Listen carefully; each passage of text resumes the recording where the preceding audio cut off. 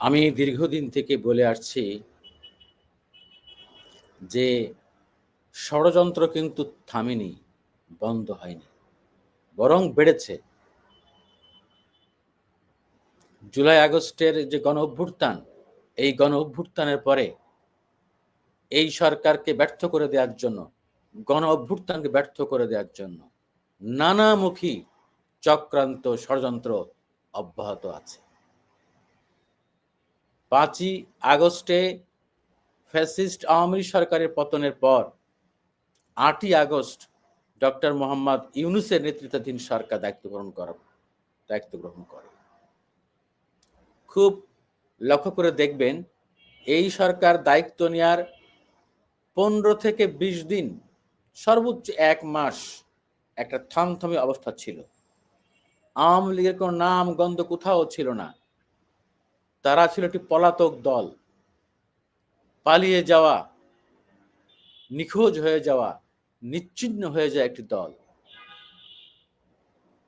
কিন্তু মাসখানেক পর থেকেই নানা রকম আনাগোনা শুরু হয়। বিশেষ করে যখন প্রথম শেখ হাসিনার একটি ফোন কল রেকর্ড ফাঁস হয়, তারপর থেকেই আওয়ামী লীগের নেতা কর্মী লোকজনরা দেশে বিদেশে তারা নড়ে চড়ে ওঠে। নেত্রীর গলার আওয়াজ পরপরই সবাই একরকম তাদের ভাষায় জেগে ওঠে। এরপর একে একে আমরা আরো ৪টি কল রেকর্ড ফাঁস হতে দেখেছি। ফাঁস তো না, আমি তো বলেছি এগুলো ফাঁস করা হয়েছে। নিজেরাই সিদ্ধান্ত নিয়ে কথা বলে, কারণ উনি তো ভারতে পালিয়ে আছেন। ওই পলাতক থাকা অবস্থায় উনি তো ওইখান থেকে তো প্রকাশ্যে বক্তব্য বিবৃতি দিতে পারছেন না এখন। জানি না ভবিষ্যতে কি হবে। আমার তো মনে হয় ভবিষ্যতে ভারত কোনো প্রকার তোয়াক্কা না করে তাকে প্রকাশ্যে আনবে এবং প্রকাশ্যে বক্তৃতা বিবৃতি দেওয়ার ওরা সুযোগ করে দিবে। দিবেই। এটা সময়ের ব্যাপার। সেই পথেই নিয়ে যাচ্ছে ভারত একের পর এক উস্কানি দিয়ে। এর মধ্যে কিন্তু উনি ডোনাল্ড ট্রাম্পকে বাংলাদেশের প্রধানমন্ত্রী হিসেবে বিবৃতি দিয়েছেন। তো আমি বলছি যে এখন সর্বশেষ বিএনপির ভারপ্রাপ্ত চেয়ারম্যান তারেক রহমানও কিন্তু এই কনস্পিরেসি থিওরির কথা বলেছেন। উনি মঙ্গলবার একটি সভায় ভার্চুয়ালি যুক্ত হয়ে উনি বলেন, উনি কি বলেন আমি ওনার লাইনটা হুবহু পড়ে শোনাই। উনি বলেন, নির্বাচন নিয়ে ষড়যন্ত্র থেমে নেই, জনগণকে সচেতন থাকতে হবে। ওনার হুবহু কথাটা আমি একজাক্ট উল্লেখ করি। উনি বলেছেন যে ষড়যন্ত্র থেমে যায়নি। আপনারা নিশ্চয়ই গত কয়েকদিনের পত্র পত্রিকায় খবর থেকে বুঝতে পারছেন। আপনারা রাজনীতিক ও পোড়খা মানুষ, কাজে আপনারা বুঝতে সক্ষম হয়েছেন যে সরি কোথাও কিছু একটা ষড়যন্ত্র চলছে। কাজেই এ বিষয়ে জনগণকে সচেতন করতে হবে, জনগণকে পাশে রাখতে হবে। হয়তো ওনারা রাজনীতিবিদ হিসাবে পত্র পত্রিকা কথা বলেছেন, তার মানে এই যে ডক্টর ইউনূস সাহেব বলেছেন যে ভবিষ্যতে এই সরকারের মেয়াদ হয় ৪ বছর, সেই হিসাবে এই অন্তর্বর্তীকালীন সরকারও মেয়াদও ৪ বছর হতে পারে বা তারও কম হতে পারে। এই যে একটা দীর্ঘ সময় থাকার একটা ইঙ্গিত, এটার পিছনে একটা বড় ধরনের ষড়যন্ত্র কনস্পিরেসি কাজ করতেছে। আমার ধারণা তারেক রহমান এটাকে মিন করেছেন।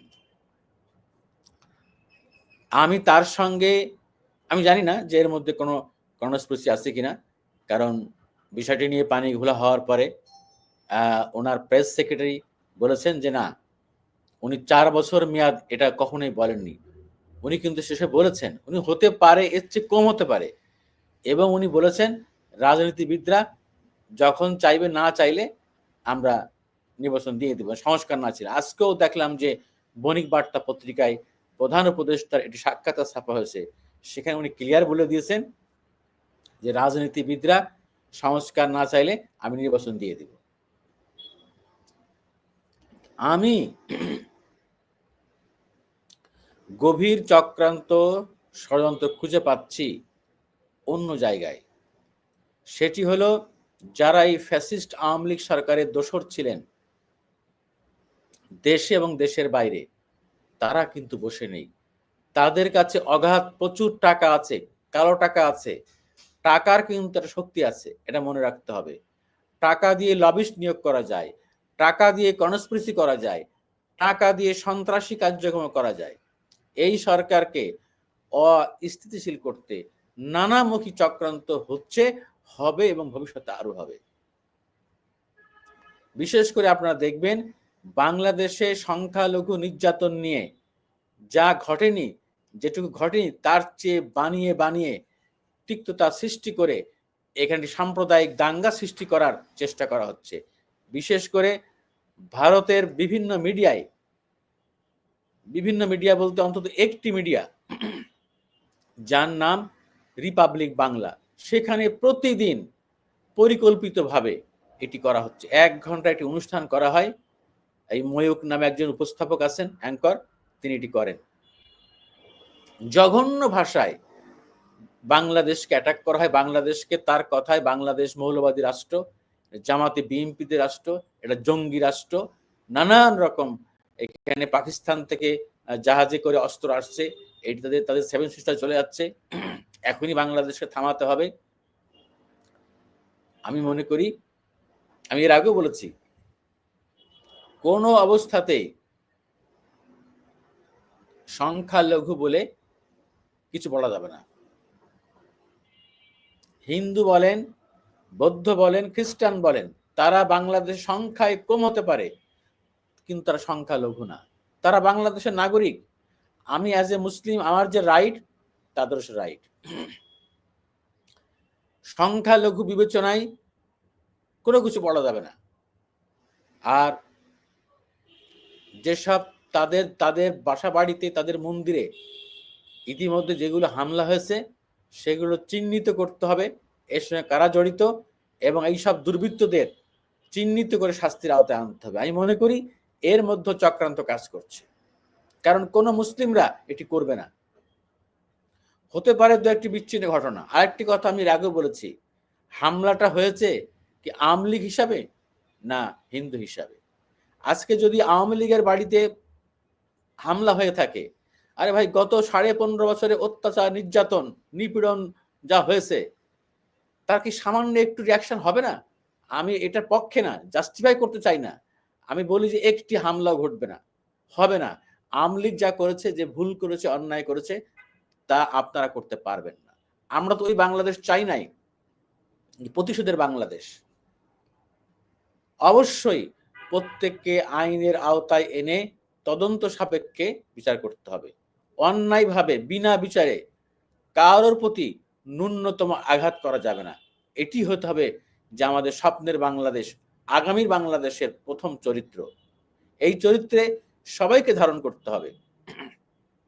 আমি বলবো সরকারকে, নানামুখী চক্রান্ত হচ্ছে, সেটি আপনাদেরকে শক্ত ভাষায় প্রতিবাদ করতে হবে। আর বিএনপির ভাইদের বলি, এবং তারেক রহমান যে কথাটি বলেছেন, এই বক্তব্য দিয়েই কিন্তু শেষ না। আমি মনে করি তারেক রহমানের উচিত হবে ষড়যন্ত্র কিভাবে প্রতিহত করতে হবে, ষড়যন্ত্রকারীদের কিভাবে চিহ্নিত করতে হবে, কোথায় কোথায় কোন কোন ফরম্যাটে কারা ষড়যন্ত্র করছে, তার বিরুদ্ধে বিএনপিকে মাঠে নামতে হবে।